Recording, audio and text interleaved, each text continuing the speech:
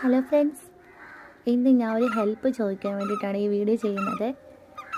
ഈ കിളിയെ കഴിഞ്ഞ ദിവസം കാക്കയൊക്കെ ഇട്ട് കൊത്തുവാൻ പുറത്ത് കാക്കയെല്ലാം കൊത്തി പൂച്ച പിടിക്കാൻ വരുന്ന സമയത്ത് ഞാൻ ഓടിപ്പോയി തുണി കൊണ്ട് പിടിച്ച് എടുത്ത് കൂട്ടിലിട്ടതാണ്, രക്ഷിക്കാൻ വേണ്ടി ഇട്ടതാണ്.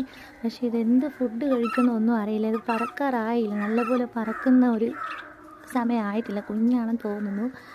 അപ്പോൾ 2 ലവ് ബേർഡ്സിൻ്റെ കൂടെ കിടക്കുവാണ്. അപ്പോൾ ഇത് എന്ത് ഫുഡ് കൊടുക്കുമെന്ന് ആർക്കെങ്കിലും പറയാൻ പറ്റുമെങ്കിൽ ഒന്ന് പറഞ്ഞു തരണേ.